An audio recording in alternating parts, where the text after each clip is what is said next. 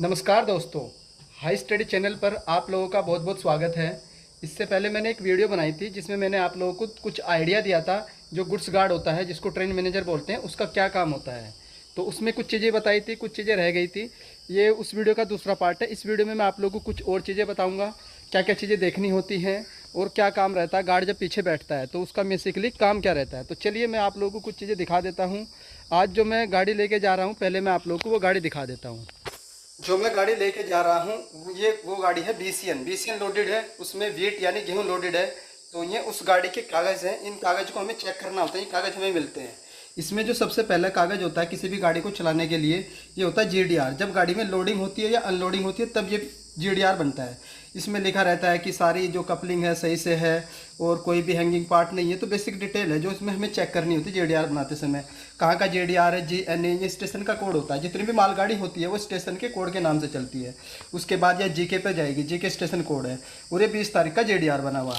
GDR के बाद एक मेन जो कागज़ होता है, जैसे मैंने आप लोगों को खान आलमपुरा यार्ड में बताया था, जब यार्ड से जो हमारी गाड़ी निकलती है तो यार्ड में जो मेन चीज़ रहती है उस गाड़ी को चेक किया जाता है, मेंटेनेंस किया जाता है। मेंटेनेंस करने के बाद, चेक करने के बाद एक पेपर जारी किया जाता है जिसको बोलते हैं हम brake power certificate for premium brake. इसमें डिटेल रहती है पूरी मालगाड़ी में, कितने डिब्बे हैं, क्या उसकी ब्रेक पावर है। ब्रेक पावर का मतलब है कितने उसमें सिलेंडर वर्किंग है, कितने नॉन वर्किंग है। और इसमें एक बीपीसी नंबर जारी किया जाता है। हमको सबसे पहले यही नंबर मैच करना होता है लोको पायलट के साथ कि बीपीसी नंबर और ये कहाँ से का जारी हुआ है, वो यार्ड का नाम, और ये सिंगल पाइप है, कई बार डबल पाइप होता है। और इसकी वैलिडिटी चेक होते हैं। जैसे ये 19 जून को बना हुआ है और इसकी वैलिडिटी 1 जुलाई, यानी ये पेपर वैलिड है। तो ये चीज़ 4-5 चीज़ हमें चेक करनी होती है, लोको पायलट के साथ मिलानी होती है। जब हम मिला लेते हैं तो हमारे साथ कंफर्म हो जाता है कि ये वही कागज़ है जो गाड़ी के हमें लेके जा रहे हैं। उसके बाद एक पेपर और आता है, इसको बोलते हैं समरी। ये क्या होता है? ये समरी होता है आप लोगों का। इसमें यह रहता है कि जब गाड़ी लोड हुआ है तो उसमें कितनी लेटेस्ट क्वांटिटी क्या है। तो इसमें वेट लोड हुआ है तो ये समरी है। इसमें 42+1 का लोड है, 42 डब्बे हैं और एक ब्रेक वान है। बाकी ये चार्ज मेमो रहता है। जो भी गाड़ी को चलाता है लेके आता है तो अपना ब्यौरा लिख देता है। जैसे ये मेरा है, मैंने अपना पूरा ब्यौरा लिख दिया है, कौन सी गाड़ी है, क्या ओपीआरएस नंबर है, कितने का लोड है और कब गाड़ी मुरादाबाद से डिपार्चर हुई है। तो ये थे पेपर। अब पेपर मिलने के बाद क्या होता है, अब हमको ये पेपर मिलाने होते हैं। कैसे मिलाते हैं वो भी मैं आप लोगों को बता देता हूँ। तो पेपर में हमें सिर्फ वैगन नंबर मिलाना होता है। तो हमें शुरू की 4 जो हमारा ब्रेक वान है, ये ब्रेक वान है और ये हमारी पहली गाड़ी है ब्रेक वान से। तो 2-3 गाड़ी के मिला लेते हैं। ये नंबर मिलाना होता है। जैसे इसमें नंबर है 10,929, वन आपको नहीं दिख रहा होगा। और हमारे पेपर में भी 10,929 है। और इसकी रेलवे भी लिखी रहती है। जैसे यहाँ पर रेलवे दिखी होगी इसकी, ECR, ईस्टर्न कोस्टल रेलवे। 2 चीज़ देख लो फिर हमें पता चल जाता है कि हाँ पेपर भी वही है और गाड़ी भी वही है। उसके बाद क्या रहता है, अपना ये हमारा ब्रेक वान रहता है जिसको हमें चेक करना होता है कि इसमें भी कोई किसी तरह की कोई दिक्कत तो नहीं है, फ्लैट टायर नहीं है। फ्लैट टायर क्या होता है, कई बार ये जो पहिया होता है आप लोगों का, इस पर स्क्रैचेज आ जाते हैं इस पहिए पर, तो उन्हीं को बोलते हैं फ्लैट टायर। और एक चीज़ ये भी देख लेते हैं, ये हमारा होता है क्या, ये रबड़ सी, इसको EM पैड बोलते हैं, जला हुआ नहीं होना चाहिए। तो 2-3 चीज़ हमें चेक करनी होती है। उसके बाद जब भी हम चार्ज लेते हैं, ये हमारा डिस्ट्रीब्यूटर वाल्व होता है, इसको रिलीज़ कर दो एक बार तो उससे हमारा प्रेशर रिलीज हो जाता है। तो ये भी करना होता है। और ये बहुत मेन चीज़ होती है, इसको आर चार्जर हैंडल बोलते हैं। ये कभी भी ऐसे नहीं होना चाहिए, ऐसे मतलब कि वर्टिकल नहीं होना चाहिए, ऐसे होना चाहिए, वर्टिकल हॉरिजॉन्टल नहीं होना चाहिए। अगर ये ऐसे होगा हॉरिजॉन्टल, इसका मतलब गाड़ी आइसोलेट है, तो इसमें ब्रेक नहीं लगेंगे और इसको हमें नहीं लेके जा सकते, क्योंकि गाड़ी अगर डिसकपल्ड होगी तो ये रुक नहीं पाएगी। तो ये भी चीज़ हमें देखनी होती है। फ्लैट टायर मैंने बता दिया है। उसके बाद जो गार्ड पीछे बैठता है उसका मेन काम क्या होता है वो तो मैंने बता दिया आपको। और एक गाड़ी ये भी है खड़ी है, ये भी BCN लोडेड है। ये भी मेरा भाई लेके जा रहा है गुलफाम। तो अब मैं जो मेन चीज़ मैं आपको दिखा रहा हूँ उस चीज़ को थोड़ा ध्यान से देखिएगा।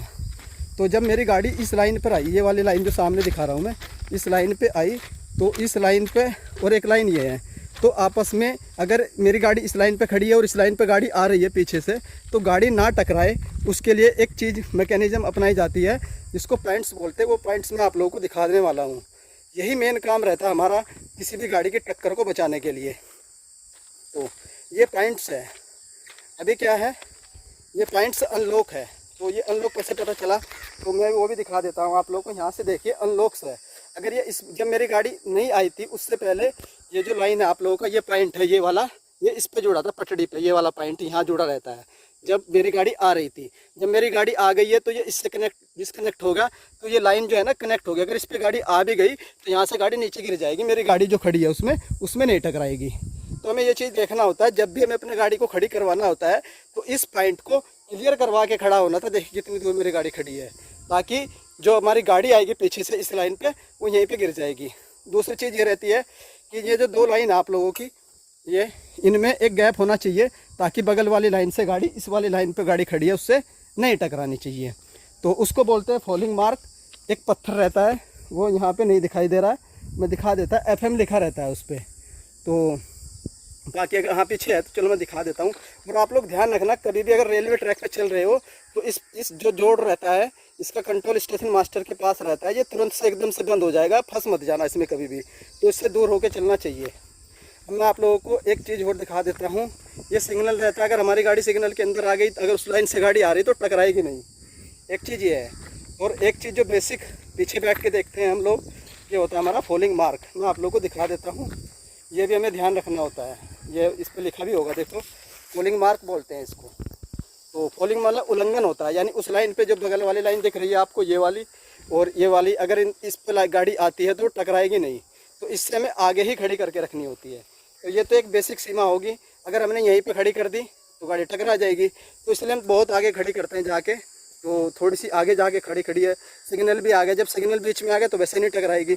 तो बस ये पीछे हमारा मेन काम रहता है, जो बहुत ही ज़रूरी होता है कि पीछे की टक्कर को बचाने के लिए, कि ये जो पॉइंट्स है आप लोग फिर से देख लीजिए, ये पॉइंट्स हमेशा इस पॉइंट से दूर गाड़ी खड़ी होनी चाहिए। जब पॉइंट्स क्लियर हो जाता है, स्टेशन मास्टर को पता चल जाता है तो वो भी बता देता है, और हमें तो देख ही जाता है पीछे कि हाँ पॉइंट्स क्लियर है, और हमारी गाड़ी खड़ी हो जाती है। तो वो मेरी गाड़ी खड़ी है, BC अनलोडेड है।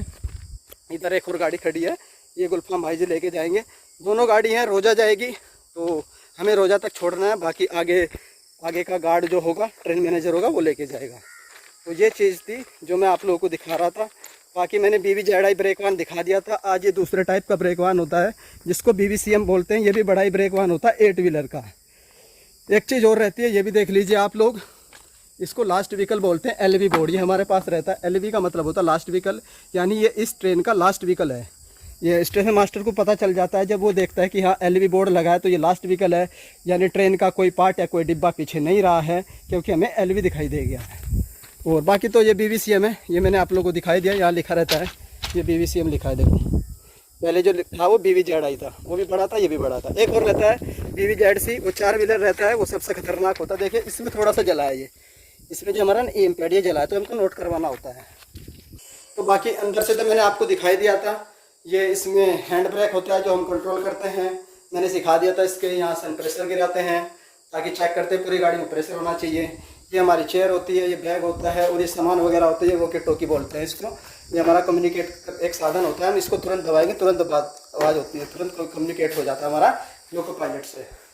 2 सीट देते हैं एक बैग रखने के लिए। और बाकी आपको ये मैंने दिखा चुका हूँ। ये वाइट वाला क्या है, इसको हैंड ब्रेक बोलते हैं। ये ऑफ भी लिखा है, ऑन भी लिखा है। ऑन की साइड में अगर घुमाएंगे तो हैंड ब्रेक लग जाएंगे, और ऑफ की साइड में दबाएंगे तो हैंड ब्रेक हट जाएंगे। किस लिए होता है, जब हम गाड़ी को कहीं पे रोकते हैं किसी स्टेशन पर, हमारी ड्यूटी 8 घंटे हो जाती है, तो हम बोलते हैं कि हम इससे आगे नहीं जाएंगे, तो बोलेंगे गाड़ी को स्टेबल कर दो। स्टेबल का मीन्स है उसके हैंड ब्रेक लगा दीजिए। और हैंड ब्रेक हमेशा 10% वैगन के लगाए जाते हैं। मान लीजिए हैंड ब्रेक हमेशा 10% वैगन के लगाए जाते हैं। मान लीजिए अगर लोड 60 है तो 6 के आगे से लगाएंगे, 6 के पीछे से लगाएंगे।